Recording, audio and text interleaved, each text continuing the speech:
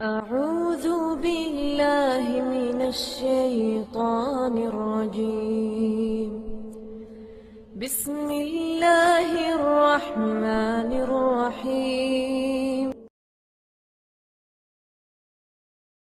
ومن أحسن قولا ممن دعا إلى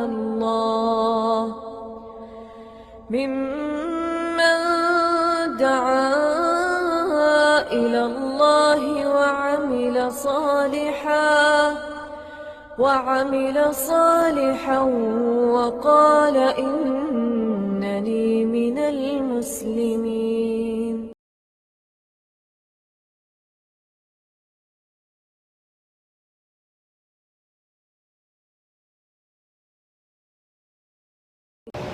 إن الحمد لله نحمده ونستعينه ونستغفره ونعوذ بالله من شرور أنفسنا ومن سيئات أعمالنا.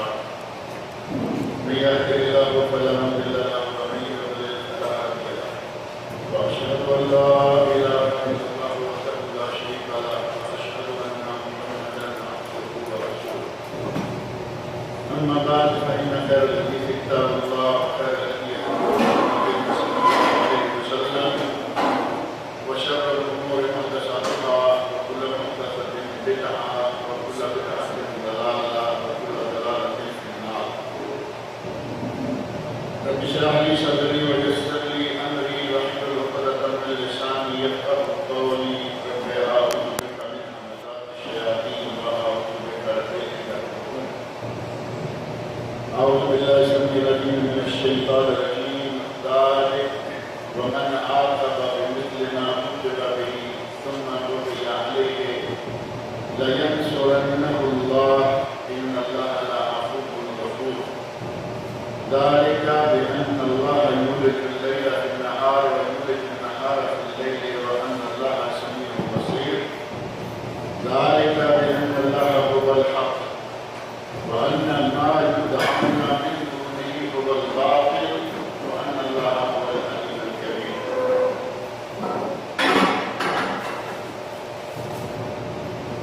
گزشتہ درس میں یہ بات ہوئی تھی کہ وہ لوگ جو اللہ کی راہ میں ہجرت کریں اور پھر اسی حالت میں انہیں موت آ جائے یا وہ شہید کر دیے جائیں، اللہ رب العزت کے یہاں ان کے لیے بہت اچھا بدلہ ہے. لَيَرْزُقَنَّهُمُ اللَّهُ رِزْقًا حَسَنًا. اللہ انہیں رزق حسن عطا فرمائے گا. اور رزق حسن کیا ہے؟ آدمی فوت ہو گیا تو اب اس کے پاس روٹی پانی کا رزق نہیں، بلکہ فوت ہونے کے بعد اس کو اللہ رب العزت جنت کی نعمت عطا کرے. تو اسے اللہ رب العزت نے فرمایا کہ یہ ان کے لیے رزق حسن ہے، جنت کی نعمتیں ہیں اور جنت کے انعامات ہوں گے. ابھی ایک لفظ ہے ذالک، اور اس کے آگے آپ دیکھ رہے ہیں کہ آگے ایک وقت کی نشانی ہے ذالک. بس یہ ہے، اب یہ ہے یا یہ جو ہے، مقصد یہ ہے کہ جو ہم پہلے بات بیان کر چکے ہیں کہ جو اللہ کی راہ میں ہجرت کرے اسے کبھی موت آ جائے یا وہ قتل کیا جائے اللہ کی راہ میں یعنی شہادت پائے، تو اس کے لیے جو انعام ہے ذالک وہ اس کا انعام پکا ہے. یہ نہیں ہے کہ بات کیا کہتے ہیں ہمارے رات گئی اور بات گئی، اللہ کے یہاں یہ نہیں. اللہ نے فرمایا ذالک، یہ تو ظاہر گیا کہ اللہ کی راہ میں ہجرت کرنے والے کو اور پھر وفات یا شہادت پانے والے کو اللہ بہترین انعامات سے نوازے گا. اور آگے فرمایا ومن عاقب بمثل ما عوقب به، اگر کسی پر زیادتی کی گئی اور اس نے اپنی زیادتی کا بدلہ لے لیا تو برابر ہو. کسی نے کسی کو مارا اور سامنے والے نے بھی اسے اتنا مار دیا جائے. قرآن کریم نے اسلام میں اس کی اجازت دی ہے. یہ بات پہلے بھی گزری ہے کہ اللہ رب العزت نے مسلمانوں کو یہ اجازت دی ہے کہ اپنی تکلیف کا برابر بدلہ لے سکتے. النفس بالنفس، فرمایا جان کے بدلے جان لے سکتے ہیں. قتل کا بدلہ قتل معروف ہے. العین بالعین، والعین بالعین، آنکھ کے بدلے بدلے آنکھ، کان کے بدلے کان، ناک کے بدلے ناک، دانت کے بدلے دانت۔ اگر کوئی کسی کا دانت توڑے تو اس کا دانت توڑ سکتا ہے، لیکن ہر چیز جو ہے وہ برابر ہو۔ اب ایک آدمی نے دانت توڑا، ایک دانت توڑ دیا، اب اس نے کہا کہ میں بھی دانت توڑوں گا، اور یہ سامنے کے سارے اوپر نیچے والے توڑ کے رکھ کے اس کے ہاتھ میں دے دے کہ میں نے یہ بدلا تو بھی ہے کہ تم ظلم کر دیا نا۔ السن بالسن قرآن کی لفظ ہے، السن بالسن، ایک دانت کے بدلے ایک دانت۔ ایک آنکھ کسی نے پھوڑی اور اس نے کہا میں اس کو اندھا کر کے چھوڑوں گا، دونوں آنکھیں پھوڑ دوں گا، یہ بھی ظلم ہے، زیادتی ہے۔ آدمی نے ہاتھ توڑا، یہ کہتا نہیں میں اس کے دونوں ہاتھ کاٹوں گا۔ آدمی نے پاؤں توڑا، یہ کہتا ہے کہ میں اس کو لنگڑا گلا کر کے پھینکوں گا، چلنے کی۔ اللہ رب العزت نے اجازت دی اور ساتھ حد بندی لگا دی کہ جتنا کسی پر کوئی زیادتی ہو صرف اتنی زیادتی کر سکتا، اس کا بدلہ لے سکتا ہے۔ اب اسے زیادتی کہا بھی نہیں جا سکتا، وہ زیادتی ہے بھی نہیں، اصلاً اس نے اپنا بدلہ لیا، اس نے اسے جو تکلیف پہنچائی اس کے عوض میں اس کی اتنی تکلیف پہنچا لی، بدلہ صلاح برابر ہو گیا، بات ختم ہو گئی۔ اسی بات کو یہاں اللہ رب العزت نے دہرایا اور فرمایا وَمَنْ عَاقَبَ بِمِثْلِ مَا عُوقِبَ بِهِ، اگر کسی نے کسی سے بدلہ لیا اتنا ہی جتنی کہ اسے تکلیف دی گئی تھی، عُوقِبَ بِهِ، عقوبت کا معنی بدلہ ہے۔ اگر کسی نے اپنے اوپر ہونے والے ظلم کے برابر بدلہ لے لیا کوئی بات نہیں ہے، ثم بغی علیہ، بدلہ لے لیا اور چھوڑ دیا، زیادتی نہیں کی، اور اگلے دن یا اگلے مہینے اگلے کسی وقت میں اس آدمی نے دوبارہ اس پر زیادتی کی، اللہ نے فرمایا لَيَنْصُرَنَّهُ اللَّهُ، تو اللہ اس مظلوم کی ضرور مدد کرے گا۔ پہلی مرتبہ زیادتی ہوئی، اس نے زیادتی کے بدلے میں اتنی سی زیادتی کر لی تو یہ بدلہ ہو گیا، زیادتی نہ ہوئی، زیادتی صرف کہنے کو ہے، اس نے زیادتی کی، اس نے زیادتی کی نہیں، اس نے زیادتی کی، اس نے بدلہ لیا۔ اور قرآن کریم میں یہ بات ایک جگہ نہیں، بہت جگہ آئی ہے، تجانس یا مل کا جو لفظ مشاکلہ، شکل ایک جیسی ہے لیکن معنی ایک جیسا نہیں۔ ایک آدمی نے پہلے مجھے مارا ہے، میں نے اس کا بدلہ لیا اور میں نے بھی اسے مارا، پہلے نے ظلم کیا تھا، میرا بھی ظلم ہے، میرا تو ظلم نہیں ہے نا، میں تو بدلہ لیا۔ قرآن کریم میں اسی طرح کے الفاظ استعمال ہوئے ہیں، مکروا ومکر اللہ، انہوں نے مکر کیا، اللہ نے ان کے ساتھ۔ اللہ تو مکر نہیں کرتا، لیکن ان کے مکر کے مقابلے میں اللہ نے یخادعون اللہ وهو خادعهم، یہ لوگ اللہ کو دھوکہ دینا چاہتے ہیں، اللہ ان کو دھوکہ، اللہ تو دھوکہ نہیں دیتا، صرف الفاظ کا استعمال جیسا پہلے آیا وَكَذَلِكَ أَتَتْكَ آيَاتِي فَنَسِيتَهَا، اسی طرح تیرے پاس میری آیتیں آئی تھی اور تم نے آیتوں کو بھلا دیا تھا، وَكَذَلِكَ الْيَوْمَ تُنْسَىٰ، اسی طرح آج تجھے بھلا دیا جائے گا۔ اللہ رب العزت بھولتا نہیں، لیکن چونکہ اس کے فعل کے عوض میں اللہ رب العزت جو اپنے لیے الفاظ استعمال کرے سارے برابر۔ اسی طرح معاملہ یہاں بھی ہے کہ ایک آدمی نے کسی پر ظلم کیا، اس نے اس کا بدلہ لے لیا، لفظ اسی طرح کے آتے ہیں، لیکن اصلاً وہ ایک دم وہ معنی نہیں ہوتا، معنی صرف بدلے کا ہے۔ اگر کسی نے کسی پر زیادتی کی، اس نے اس پر اتنی ہی زیادتی کر دی، اب لفظ ترجمہ تو یہی بنے گا، تو اس نے بھی زیادتی کی، اس نے بھی زیادتی کی نہیں، اس نے زیادتی کی اور اس نے اس کا بدلہ لیا مقابلے کے برابری کے ساتھ۔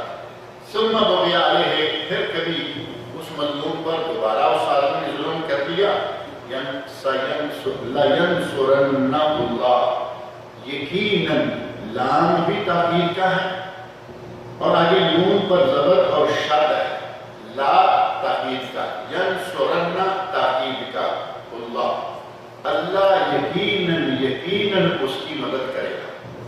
اب یہ نہیں کہ ایک مرتبہ اس نے برابر بدلہ لے کے چھوڑ دیا، دوبارہ اس نے ظلم کیا تو شاید اب اللہ تعالیٰ اسے بلا لے گا، نعوذ باللہ، اللہ اس کی ضرور مدد کرے گا۔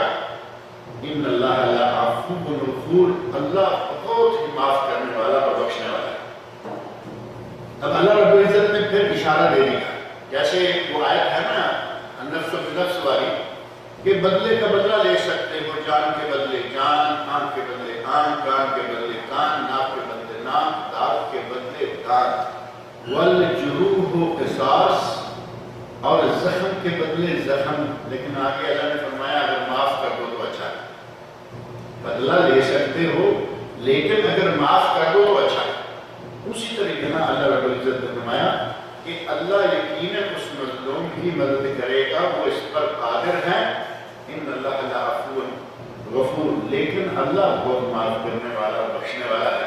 اشارہ دے دیا کہ بدلہ نہ لو تو اچھا ہے، بدلہ نہ لو تو اچھا ہے، لیکن اب مسئلہ یہ ہے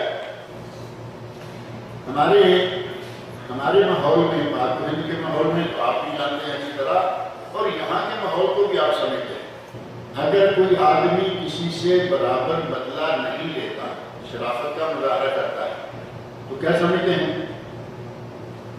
کہتے ہیں ہم سے ڈرتا ہے، ہم سے ڈرتا ہے، کیسے آنکھ اٹھا کے بات کرے گا؟ جو شرافت تو یہ ہوئے گا، اس نے اللہ کے حکم پر عمل کیا ہوا ہے کہ اللہ نے فرمایا بدلہ لینا چاہو لے سکتے ہو لیکن معاف کر دو تو اچھا، اس نے کہا معاف کر دیتے ہیں، شاید کسی وجہ سے اس میں کوئی شیطانی حرکت آ گئی ہے، آپ نے اس بہترین جذبے کے تحت اسے معاف کیا، اس نے آپ کی کمزوری سمجھ لیا، اس نے سمجھا کہ یہ ہمارا بدلہ کیسے لے گا۔ اس کا معنی یہ ہوا کہ اگر ہم اپنی شرافت کا مظاہرہ کریں اور سامنے والا اس کو کمزوری سمجھے تو کب تک یہ معاملہ چلے گا؟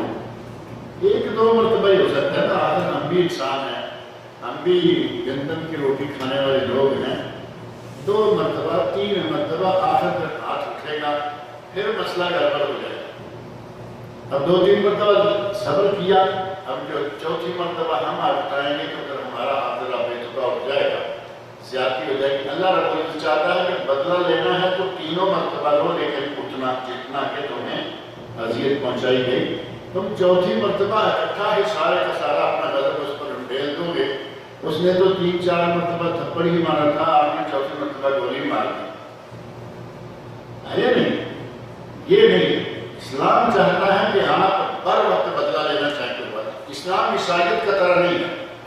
آپ کے علم میں ہوگا کہ عیسائیوں میں یہ تعلیم ہے کہ اگر کوئی تمہارے ایک گال پر تھپڑ مارے تو دوسرا گال آگے کر دو، یہ عیسائیوں کی تعلیمات میں سے۔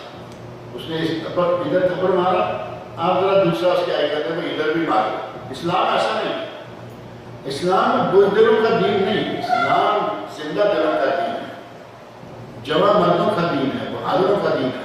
فرمایا تھپڑ مارے تھپڑ مارو، دانت توڑے دانت توڑو، آنکھ پھوڑے آنکھ پھوڑو، لیکن برابر۔ ایک آنکھ پھوڑے تو دونوں نہ پھوڑ دو، ایک ہاتھ توڑے تو 3-4 ہاتھوں سے نہ لے لو، اور 1-2-3 مرتبہ جاتی کر تو سیدھی گولی نہ مار دو۔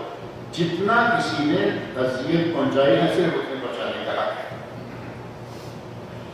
ذَلِكَ بِأَنَّ اللَّهَ يُولِجُ اللَّيْلَ فِي النَّهَارِ وَيُولِجُ النَّهَارَ فِي اللَّيْلِ، یہ اس لیے کہ اللہ رات کو دن میں اور دن کو رات میں داخل کرتا ہے۔ اللہ رب العزت کی قدرتیں اتنی ہیں، وہ جس سے جب چاہے کسی کمزور کو بدلہ دلا دے، جس طرح چاہے وہ کر لے، لیکن وہ غفور رحیم ہے، انتہائی بخشنے والا، انتہائی مہربان ہے، اور وہ رات کو دن میں اور دن کو رات میں داخل کرتا ہے۔ ایک دوسرے کو داخل کرنے کا لفظ آسانی سے سمجھا جا سکتا ہے۔ ہم دیکھ رہے ہیں کہ تھوڑی دیر پہلے کیا تھا، سورج چمک رہا تھا، دن زوروں پہ تھا، اور اب رات چھائی ہوئی ہے، اندھیرا چھایا ہوا ہے، اور وہ حالات ہی سارے پلٹ گئے۔ گویا کہ دن کو اللہ نے اب رات میں داخل کیا، رات ہو گئی۔ سحری کے بعد رات کو اللہ دن میں داخل ہوگا، ادھر سورج نکلے گا اور ساری دنیا کو روشن کر دے گا۔ رات سورج کے اندر ہے، دن کے اندر ہے۔ اللہ رات کو دن میں اور دن کو رات میں داخل کرتا ہے۔ وَأَنَّ اللَّهَ سَمِيعٌ بَصِيرٌ، اور اللہ بہت ہی سننے والا اور بہت ہی گہرائیوں باریکیوں کے ساتھ دیکھنے والا ہے۔ ذَلِكَ بِأَنَّ اللَّهَ هُوَ الْحَقُّ، اور یہ کہ اللہ حق ہے، اللہ رب العزت حق ہے۔ اور ساتھ ہی فرمایا وَأَنَّ مَا يَدْعُونَ مِن دُونِهِ هُوَ الْبَاطِلُ، اور ما يدعون چھوڑ کر، من دون ہی کا لفظ بتاتا ہے کہ اللہ رب العزت کی ذات کو پکارنا، اللہ رب العزت کے لیے اپنی تمام عبادات بجا لانا، یہ ہے عین فطرت اور شریعت۔ لیکن اگر کوئی اللہ رب العزت کو چھوڑ کر اللہ رب العزت کے علاوہ کسی اور کی عبادت کرتا ہے، کسی اور کو پکارتا ہے، تو نتیجہ کیا ہوگا؟ اللہ رب العزت نے فرمایا هو الباطل، وہ باطل ہے، وہ ناجائز ہے۔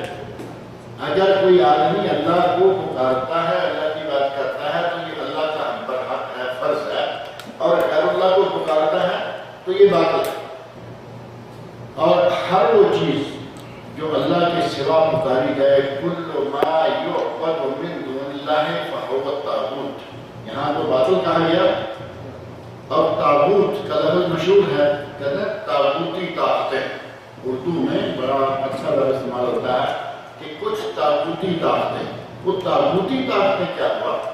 یعنی جو اللہ کو بھی چھوڑے ہوئے ہیں اور غیر اللہ کو پوجنے والے ہیں، وہ چاہے عیسائی ہو، یہودی ہو، سکھ ہو، ہندو ہو، چاہے برائے نام مسلمان ہی کیوں نہ ہو، اگر وہ اللہ کو چھوڑ کر غیر اللہ کو پکارنے والوں میں سے ہے تو وہ طاغوتی طاقت ہے۔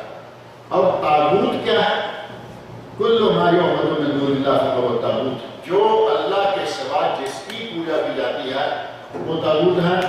سانپ کی پوجا کی جاتی ہے، ہندوستان میں سانپ کی پوجا کی جاتی ہے، اس کو دودھ پلاتے ہیں، پتہ نہیں اس کو کافی بنا کے پلاتے ہیں۔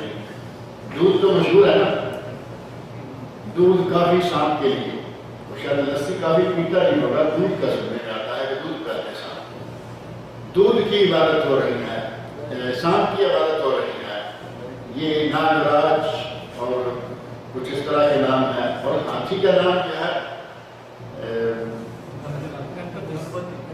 گنپتی، یہ نام بھول جاتے ہیں مجھے، کئی مرتبہ آپ سے پوچھتا ہوں سنتا ہوں کہ یاد رہے گا۔ ہاتھی کی پوجا ہو رہی ہے اور بندر کی پوجا ہوتی ہے، گائے کی پوجا، گائے تو ماتا ہے ان کی، لیکن پوجا جو ہے بندر کی کرتے ہیں۔ بندر کا نام شاید ہنومان ہے۔ ہنومان مجھے اس لیے یاد ہے کہ کسی نے کہا کہ یہ اصل میں ہنومان نہیں، یہ ہنومین ہے، ہنومین، اور یہ سپر مین کا باغ ہے۔ سپر مین تو ایک مشہور ہے نا، تو یہ اس لیے بھی یاد رہتا ہے، کہتے ہیں کہ یہ جو ہنومان ہے نا، یہ ہنومان تو لوگوں نے کر دیا، اصل میں ہنومین تھا، سپر مین کا یہ بات ہے۔ تو کیڑے مکوڑوں کی، سانپ تو کیڑے مکوڑوں میں شمار ہوتا ہے، کیڑے مکوڑوں کی، جانوروں کی، پرندوں کی، اتنے 33 ملین خدا ہیں ہندوستان میں، اعوذ باللہ من ذالک۔ تو یہ جتنے بھی ہیں یہ سب طاغوت شمار ہوں گے۔ اور اگر کسی انسان کی عبادت شروع کر دی جائے تو اس کے بارے میں کیا ہے؟ طاغوت ہوگا یا نہیں؟ اگر کسی انسان کی پوجا کی جاتی ہے، انسان کو ما فوق الفطرت امور میں پکارا جاتا ہے تو وہ بھی طاغوت ہے۔ یہ ساری شیطانی طاقتیں، انہیں ہی کہا جاتا ہے طاغوتی طاقتیں۔ اللہ رب العزت فرما رہا ہے کہ بِأَنَّ اللَّهَ هُوَ الْحَقُّ، ذَلِكَ بِأَنَّ اللَّهَ هُوَ الْحَقُّ، بات یہ ہے کہ اللہ حق ہے، وَأَنَّ مَا يَدْعُونَ مِن دُونِهِ هُوَ الْبَاطِلُ، اور اللہ کے سوا یہ لوگ جس جس کو بھی پکارتے ہیں وہ باطل ہے، وہ طاغوت ہے۔ وَأَنَّ اللَّهَ هُوَ الْعَلِيُّ الْكَبِيرُ، اور اللہ ہی سب سے بالا ہے اور سب سے بڑا ہے۔ کبیر کا لفظ ہے، اور اللہ اکبر، جو کہ ہم نماز میں ہر مرتبہ اٹھتے بیٹھتے کہتے ہیں، کبیر کا معنی بڑا اور اللہ اکبر کا معنی سب سے بڑا۔ اللہ اکبر کا ترجمہ یہی ہے کہ اللہ سب سے بڑا ہے، اللہ کبیر ہے یعنی بڑا ہے اگر مطلق ہے۔ اور اگر کسی کو پھر بھی شک رہتا ہو کہ شاید کوئی اور بھی نہ ہو، اللہ اکبر، اللہ ہر چیز سے، ہر کسی سے، ہر طاقت سے بڑا ہے، اس سے بڑا کوئی نہیں۔ العلی، اگر کوئی اپنا نام رکھ لے عبد العلی تو یہ جائز ہے، عبد العلی نام رکھنا جائز ہے کیونکہ علی اللہ رب العزت کی صفت ہے۔ لیکن العلی جب صرف علی رکھیں گے تو وہ حضرت علی رکھے گا، وہ خاطر شرک میں چلا جائے گا۔ جیسے ہمارے یہاں نام رکھے ہوئے ہیں عبد النبی، جو نبی مشرکانہ نام ہے اور بعض مولویوں کے نام ہیں، لیکن ان کا بیچاروں کا پیدا ہونے سے لے کے مرنے تک سارا اٹھنا بیٹھنا شرک میں ہوتا ہے۔ عبد النبی مولوی ہے، نام عبد النبی کوکب بھی آگے کا لقب ہے، عبد النبی کوکب۔ اور ولی بخش، علی بخش، علی بخش، عبد العلی کریں تو ٹھیک ہے، اور اگر یہ کہتے ہیں علی بخش تو مشرکانہ نام ہو جائے گا۔ علی العلی اللہ رب العزت کی یہ تعریف ہے، اس کا صفاتی نام ہے، اور الکبیر بھی اسی کی صفت ہے۔ الم تری ان اللہ انزل من السماء ماء، اللہ رب العزت فرما رہے ہیں کیا آپ نے دیکھا نہیں کہ اللہ نے آسمان سے پانی نازل کیا؟ اللہ رب العزت نے آسمان سے پانی نازل کیا، کون سا؟ بارش کا۔ بارش آسمان سے نازل ہوتی ہے، اور اولے یہ آسمان سے نازل ہوتے ہیں۔ دانا کی جب کبھی برف باری ہوتی ہے، اولا باری ہوتی ہے، تو اس وقت بھی وہ آسمان سے آتی ہے۔ یہ دونوں پانی انتہائی پاک اور انتہائی مفید ہوتے ہیں۔ برف تو ہم نیچے بھی لیتے ہیں نا، سلاجے میں تھوڑی دیر کے لیے پانی رکھیں وہ برف بن جاتا ہے، فیکٹریاں چل رہی ہیں برف بنانے والی، یہ برف الگ ہے، اور جو اولے کی شکل میں اوپر سے نازل ہوتی ہے وہ ایک الگ چیز ہے۔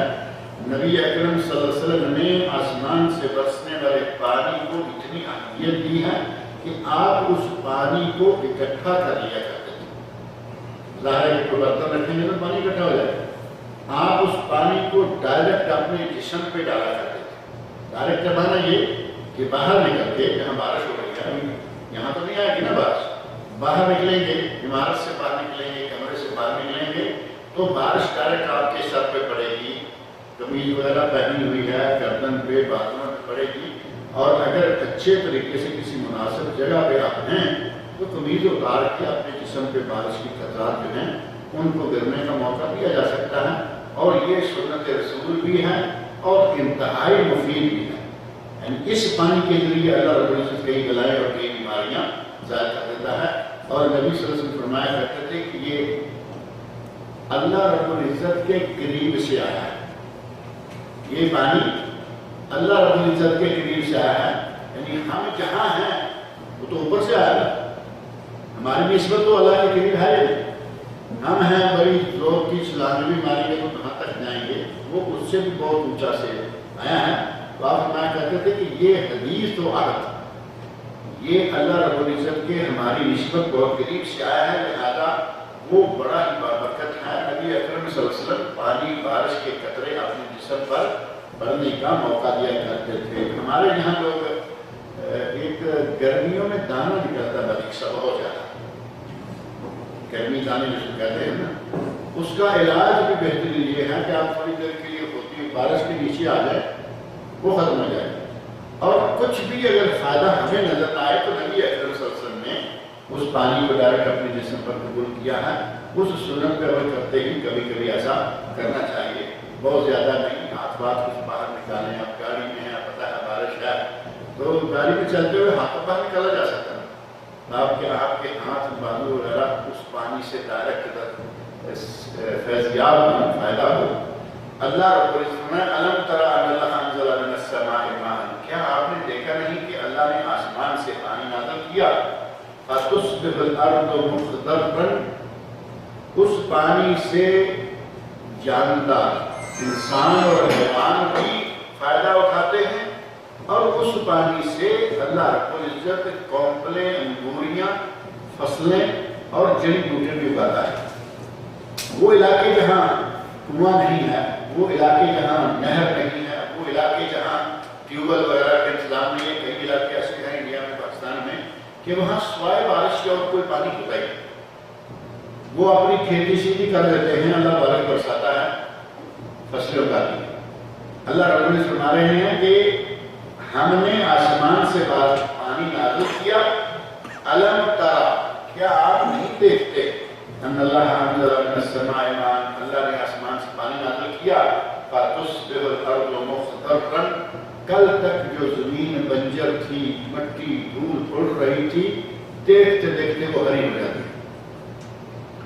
ہمارے پاک و ہند کی زمین عموماً زرخیز ہے، اس میں پانی آیا، کونپلیں اگنا شروع ہو گئیں، آپ نے اندازہ کیا ہوگا کہ یہاں جو کہ ہر طرف ریت ہی ریت ہے، ریگستان ہے، کبھی بارشوں کے دنوں کے 2-3 دن بعد آپ مین روڈ پہ چڑھ کے جہاں چاہے جائیں آپ کو روڈ کے دائیں بائیں سبزہ نظر آئے گا۔ عام حالات میں کبھی نہیں ہوتا، لیکن جیسے بارشیں ہو کے رکیں کچھ دنوں کے بعد وہ سبزہ نظر آنا، کیونکہ زمین سے وہ اگایا، چھوٹی موٹی بوٹیاں ووٹیاں کل کو اونٹ کھا جائیں گے، بکریاں کھا جائیں گے، پھر نہ رہے گا، لیکن ایک مرتبہ زمین ہری ہو جاتی ہے۔ اللہ رب العزت نے فَتُصْبِحُ الْأَرْضُ مُخْضَرًّا، بارش کے پانی سے اللہ رب العزت زمین کو ہرا کر دیتا ہے، زمین ہری ہو جاتی ہے۔ ان اللہ لطیف خبیر، اللہ بہت ہی باریک بین اور بہت ہی خبر رکھنے والا ہے۔ لطیف کے 2 معنی ہوتے ہیں، ایک ہے کہ اللہ بڑے لطف و کرم والا ہے، اللہ بڑے لطف و کرم والا ہے، جیسے وہ دیکھتا ہے کہ میرے بندوں کو اس علاقے میں پانی کی ضرورت ہے، ان کو کوئی نہر نہیں، ان کے پاس دریا نہیں، ان کے پاس جھیلیں نہیں، ٹیوب ویل نہیں، اللہ رب العزت اپنے بندوں کی ضرورت کو دیکھتے ہوئے اپنے لطف و کرم سے ان کو بارش عطا فرما دیتا ہے۔ اور لطیف کا ایک معنی باریک بین بھی ہے کہ اللہ رب العزت انتہائی باریک بین ہے، وہ جانتا ہے کہ کس علاقے کے لوگوں کو کتنی بارش چاہیے۔ اللہ رب العزت اتنا باریک بین ہے کہ ہر علاقے کے بارے میں وہ جانتا ہے کہ اس کو کتنی بارش چاہیے، کتنے پانی کی ضرورت ہے۔ اور کبھی کبھی ایسا ہوتا ہے کہ بندوں کے گناہوں کے نتیجہ میں بارش رک جاتی ہے، ایسا ہے نا، بارش کا موسم آیا بارش نہیں ہو رہی، کیا ہوا بھائی؟ بارش نہیں ہو رہی۔ اب کبھی ہم یہ نہیں کہیں گے کہ ہمارے گناہوں کا نتیجہ ہے بارش نہیں ہو رہی، بارش بند ہو جائے تو یقیناً دنیا میں گناہ بہت زیادہ عام ہو گئے۔ اور کبھی ایسا ہوتا ہے کہ بارش شروع ہوتی ہے تھمنے کا نام نہیں ہے، یہ بھی ہمارے گناہوں کا نتیجہ ہے۔ اللہ لطیف اور خبیر ہے، لطیف ہے کہ وہ جانتا ہے کہ میرے بندوں کو کتنی بارش چاہیے، کافی ہو جائے گی، اور وہ جانتا ہے کہ اتنی تھوڑی زیادہ ڈالوں گا تو ان کی سزا ہو جائے گی۔ وہ لطیف ہے، اور تھوڑی زیادہ ہونے سے آدمی کے لیے وہ بالغات بن جاتی ہیں۔ کل تک جو مناسب تھی تھوڑی زیادہ ہو گئی، کل تک مناسب تھی تو رحمت تھی، اور تھوڑی زیادہ ہو گئی کہ ایک نقطہ زیادہ آ گیا نا، رحمت پہ ایک نقطہ رے کے اوپر ڈال دے، صرف ایک نقطہ، وہ کیا ہو جاتا ہے؟ زحمت۔ ایک ہی نقطے سے رحمت سے زحمت ہو گئی، وہی بارش جو ہمارے لیے خوشیوں کا باعث ہوتی ہے، کوئی تھوڑی زیادہ ہو جائے تو وہ ہلاکتوں کا باعث بن جاتی ہے، ہمارے لیے امتحان بن جاتی ہے۔ اللہ رب العزت سے میری دعا ہے کہ وہ ہمیں قرآن کریم پڑھنے، سننے، سمجھنے اور اس کے احکام پر عمل کرنے کی توفیق عطا فرمائے۔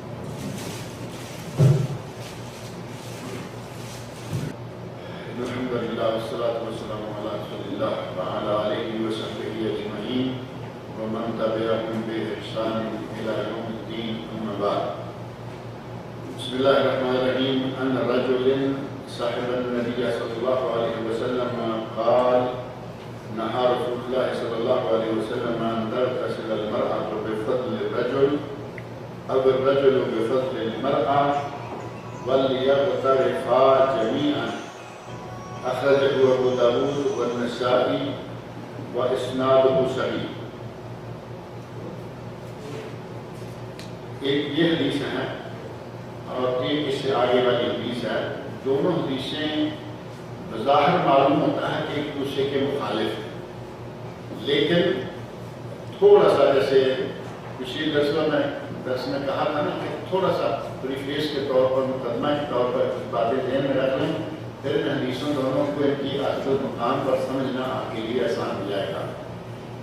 وہ مقدمہ کیا ہے کہ ایک مسئلہ یہ ہے کہ عورت نے غسل کیا اور اس کا بچا ہوا پانی ابھی ٹب میں موجود ہے، آدمی غسل کرنا چاہے تو دل میں تھوڑا شک آتا ہے نا کہ یہاں اس نے غسل کیا ہے، اس میں چھینٹے آتے ہوں گے پلٹ پلٹ کے، تو میں غسل نہ کروں۔ اگر کوئی غسل نہیں کرتا تو کوئی حرج نہیں، لیکن اب اس کو یہاں تک لے جائیں کہ نہیں یہ نجس ہو گیا، یہ ناپاک ہو گیا، یہ اس لائق نہیں رہا، یہ بات نہیں، کیونکہ ایک حدیث ایسی موجود ہے کہ نبی صلی اللہ علیہ وسلم کی ایک بیوی نے غسل فرمایا اور بعد میں آپ غسل کرنے لگے تو بیوی نے توجہ دلانے کے لیے کہا کہ میں نے اس میں سے غسل کیا ہے اور میں جنابت سے تھی. تو نبی صلی اللہ علیہ وسلم نے ارشاد فرمایا کوئی بات نہیں ہے، والماء لا یجنب، اگر آپ نے غسل کیا ہے تو پانی کو تو جنابت نہیں ہوتی، پانی جو ہے وہ نجس نہیں ہوتا. اب دونوں حدیثیں الگ الگ ہوئی، ایک میں ہے کہ بچ جائے تو کوئی حرج نہیں، دوسرے میں اگر نہا لے تو بھی کوئی حرج نہیں. نبی اکرم صلی اللہ علیہ وسلم کی عادت مبارکہ یہ تھی کہ آپ عموماً کوشش کیا کرتے تھے کہ اپنی امت کے لیے آسانی پیدا کر دیں، اپنی امت کے لیے آسانی پیدا کرنے کی کوشش میں رہا کرتے تھے. اس میں بھی آپ نے آسانی پیدا کر دی کہ اگر کوئی نہیں نہاتا اس کی مرضی، اور اگر نہا لیتا ہے تو جائز ہے.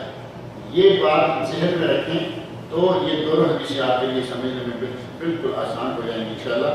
اور یہ نہیں رہے گا کہ اس میں ایسا آیا، اس میں ایسے آیا، تو یہ ایسے ویسے کیوں ہو گیا.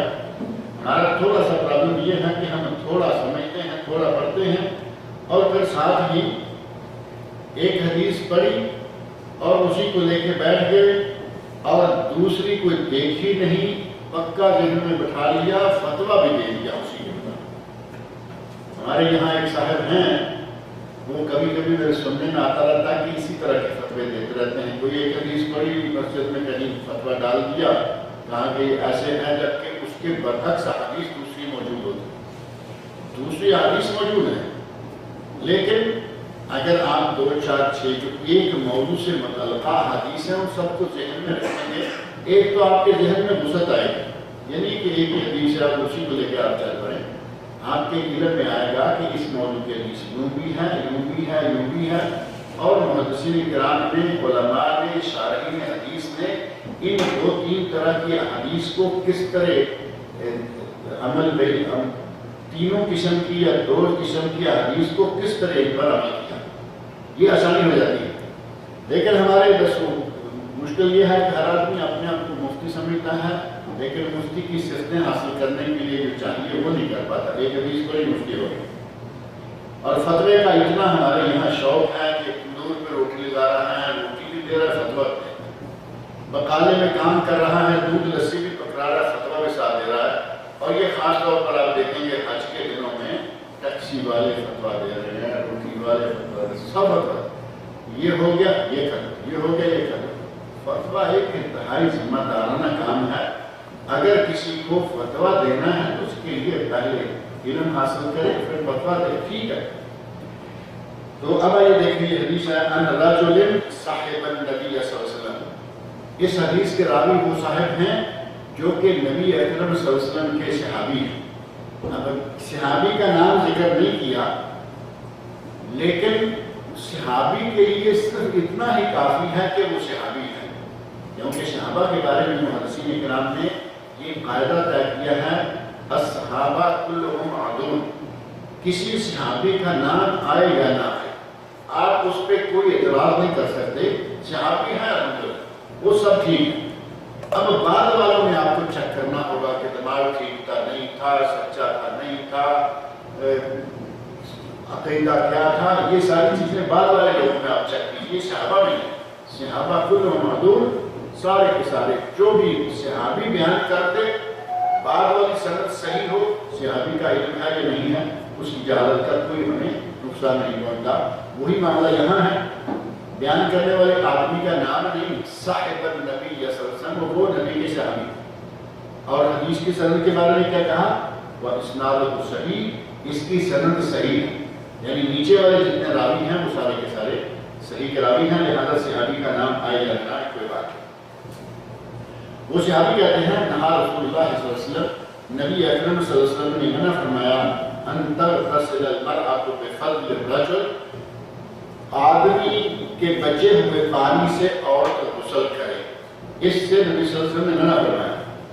وَأَنْ أَوْ الرَّجُلُ بِفَضْلِ الْمَرْأَةِ، یا عورت کے بچے ہوئے پانی سے مرد غسل کرے، یعنی ایک نے پہلے غسل کیا، اس کا جو بچا ہوا پانی ہے دوسرا اس میں سے غسل نہ کرے. آج تو ویسے ایسی نوبت آتی نہیں کوئی بھی، کیونکہ شاور کا زمانہ ہے، پانی جا رہا ہے آ رہا ہے.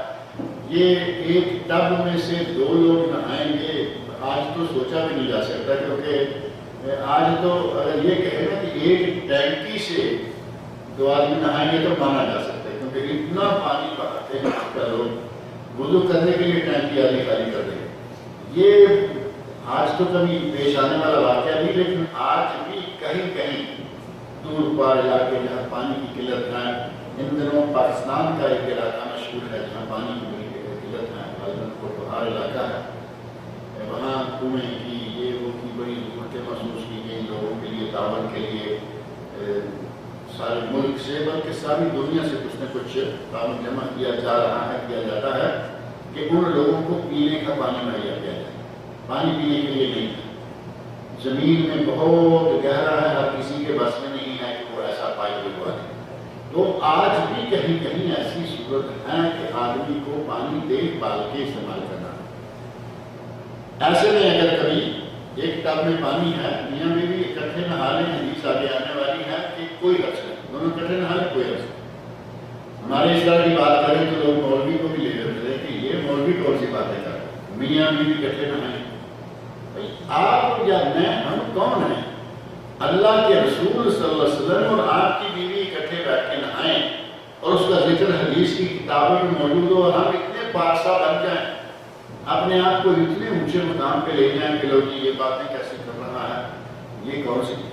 ایک مرتبہ ایسا واقعہ پیش آ گیا اتفاق سے، یہ طہارت کا باب چل رہا تھا، مسائل احکام طہارت کے، اور ریڈیو کوئین سے میرا پروگرام نشر ہوتا تھا ڈیلی۔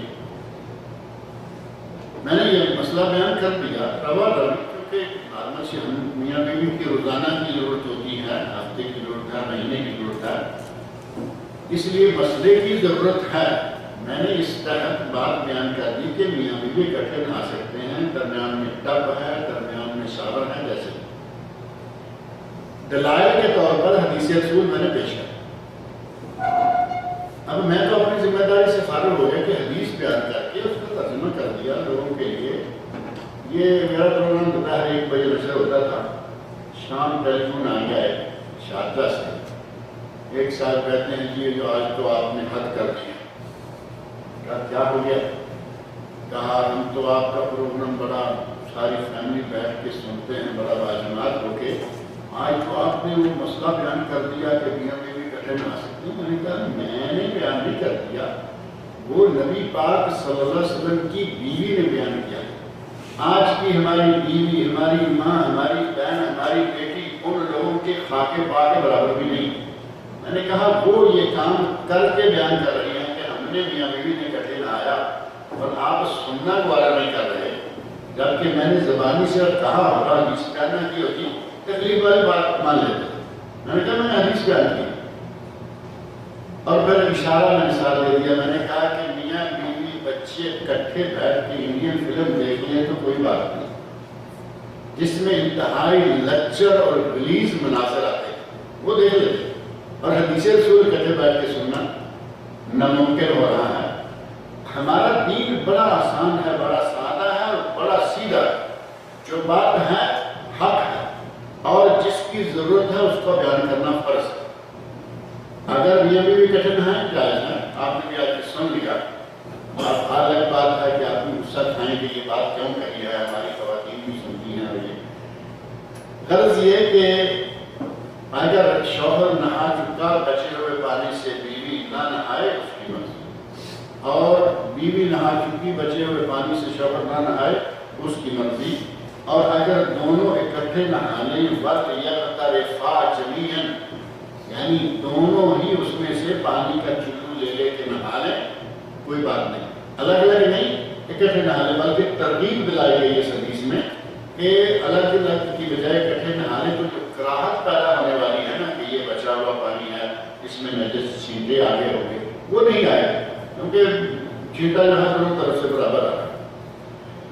اب دوسری حدیث ہے حضرت ابن عباس رضی اللہ عنہما سے مروی، اور ابن عباس رضی اللہ عنہما نبی صلی اللہ علیہ وسلم کے چچا زاد بھائی ہیں، جن کے لیے نبی صلی اللہ علیہ وسلم نے دعا فرمائی تھی، اللہم علمہ الکتاب وفقہہ فی الدین، اے اللہ اس عبداللہ کو اپنی کتاب قرآن کریم کا علم دے اور دین کی سمجھ عطا کر۔ اس دعا کو اللہ نے قبول فرمایا، اور حضرت ابن عباس رضی اللہ عنہما کو قرآن کی اللہ نے اتنی اتنی تعلیم دی کہ آج تک کوئی ان کے بارے کا مفسر نہیں آیا، سب سے بہترین مفسر، اور ان کا ہی لقب ہے ترجمان القرآن۔ ترجمان القرآن کہیں تو کسی دوسرے صحابی کی طرف نگاہ نہیں جاتی سوائے حضرت ابن عباس رضی اللہ عنہما کے۔ اس حدیث کے راوی وہ ہیں حضرت ابن عباس رضی اللہ عنہما، کہتے ہیں ان نبی صلی اللہ علیہ وسلم کان یغتسل بفضل میمونہ رضی اللہ تعالی عنہا، نبی صلی اللہ علیہ وسلم حضرت میمونہ رضی اللہ عنہا کے بچے ہوئے پانی سے غسل کر لیا کرتے تھے۔ اب آدمی سوچ سکتا ہے کہ یہ کیسے یہ بات بیان کر رہے ہیں، رشتہ داری معلوم ہو تو پھر یہ سوچنے کی ضرورت نہیں ہوتی۔ میمونہ جو ہے رضی اللہ عنہا نبی صلی اللہ علیہ وسلم کی بیوی حضرت ابن عباس رضی اللہ عنہما کی خالہ ہوتی ہے، سگی خالہ، یعنی ماں کی بہن ہے۔ خالہ کے گھر آدمی مہمان جا سکتا ہے، خالہ کے پاس رات کو وہاں رک سکتا ہے، رہ سکتا ہے، اور حضرت ابن عباس کی وہ حدیث موجود ہے بِتُّ عِنْدَ خَالَتِي میمونہ، میں ایک رات اپنی خالہ میمونہ کے گھر میں رات رہا۔ بات واضح ہو گئی کہ خالہ بھانجا محرم ہے اور وہ ان کے گھر میں رہے۔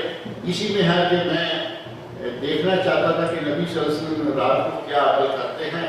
نبی اکرم صلی اللہ علیہ وسلم اٹھے، آپ نے وضو کیا اور آگے تہجد پڑھنی شروع کر دی۔ میں اٹھا، جا کے وضو کیا اور آگے آپ کی بائیں جانب کھڑا ہو گیا۔ نبی صلی اللہ علیہ وسلم نے مجھے سر سے پکڑا اور گھما کے دائیں طرف لا کے کھڑا کر دیا، کیونکہ امام کس طرح ہوتا ہے؟ بائیں طرف۔ یہ چھوٹے تھے، آگے بائیں طرف خود کھڑے ہو گئے، تو نبی صلی اللہ علیہ وسلم نے کھینچ کر بائیں طرف کر لیا۔ اسی سے یہ بھی معلوم ہوا کہ نفل نماز کی جماعت کروائی جا سکتی ہے۔ حضرت نفل ہے نا، نفل میں وہ آگے جماعت ہو سکتی ہے۔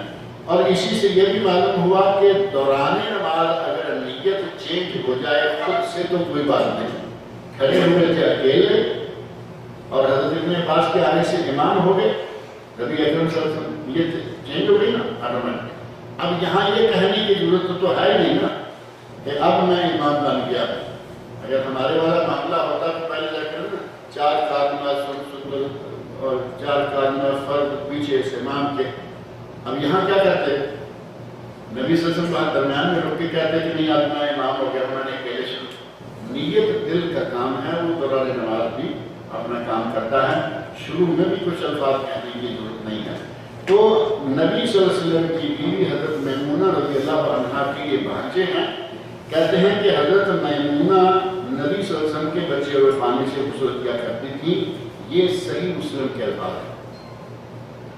اور اصحاب السنن جو کہ سنن اربعہ ابو داؤد، ترمذی، نسائی، ابن ماجہ، اسی طرح سنن دارقطنی اور دیگر کتابوں میں اور حضرت صحیح ابن خزیمہ میں حدیث کے الفاظ ہیں کہ اغتسل بعض ازواج النبی صلی اللہ علیہ وسلم فی جفنہ، نبی صلی اللہ علیہ وسلم کی بعض بیویوں نے بڑے پانی کے ٹب سے، جفنہ بڑے پیالے کہتے ہیں، بڑا ٹب کہتے ہیں آج کے زمانے میں جو ہے، بڑے ٹب میں نبی صلی اللہ علیہ وسلم کی کسی بیوی نے غسل کیا۔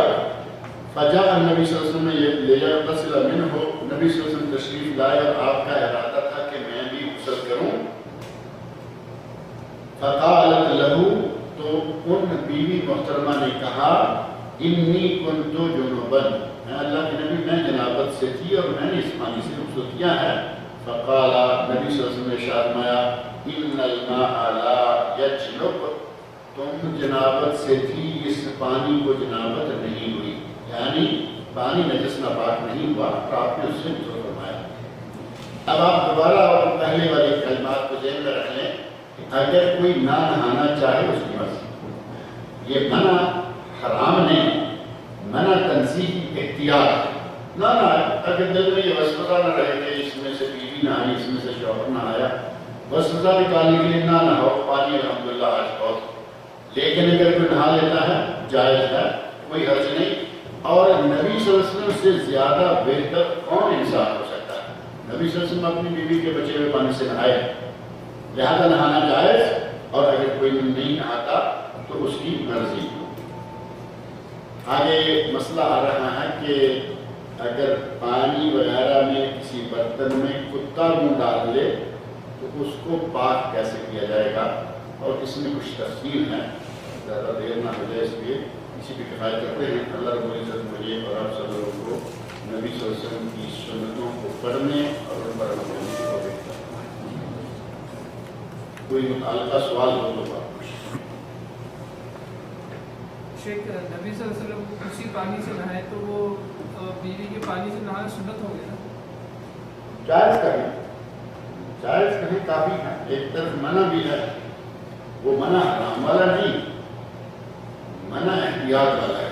ادھر آپ سنت کہیں گے یا واجب کہیں گے یہ ضروری نہیں، جائز کہیں، تاکہ دونوں حدیثوں میں نرم رویہ جو ہے وہ آ جائے۔ جائز ہے بیوی کے بچے ہوئے پانی سے، لیکن وہ عمل کہ ہم بھی یہ ضرور کریں سنت ہے نہیں، جواز کا پتہ دیتا ہے، کیونکہ دوسری طرف منع بھی آپ کا ہے۔ ایک طرف منع ہے، ایک طرف خود عمل کر کے دکھایا۔ معنی یہ کہ وہ جائز ہے، اور یہ ممانت صرف احتیاط والی، اس کو کہتے ہیں نہیں تنزیہ، بچ جائے تو بہتر ہے، نہیں بچتا کوئی حرج نہیں کر۔ لہذا یہ سنت اس طرح کی ہے کہ اس عمل کو آپ جائز کہیں، اس میں کوئی ممانت والی بات نہیں ہے۔ غسل جنابت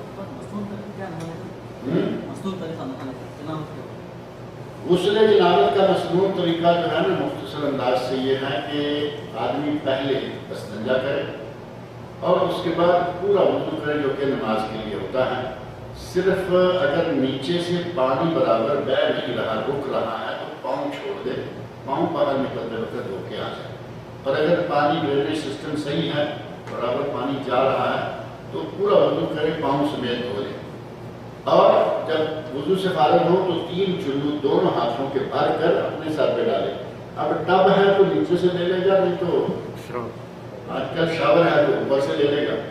بات تو وہی ہے کہ 3 چلو ڈالنا سنت سے ثابت ہے، یہ ڈال لے اور اس کے بعد دائیں پہ بائیں پہ سارے جسم پہ پانی بہائے، نہائے، دھوئے، اچھی طرح صابن لگائے، جو چاہے کرے۔ اگر غسل کے دوران شرمگاہ کو ہاتھ لگ گیا تو وہ وضو ٹوٹ گیا، پہلا نکلتے وقت نئے سرے سے وضو کر لے۔ اور اگر اس نے احتیاطاً اپنا نیچے کا حصہ پہلے دھو رکھا ہے صابن سے، دوبارہ وہاں صابن لگانے کی ضرورت سے نہیں ہے، تو اس کا وہ وضو قائم ہے، اس سے نماز پڑھ سکتا ہے، قرآن کریم کی تلاوت کر سکتا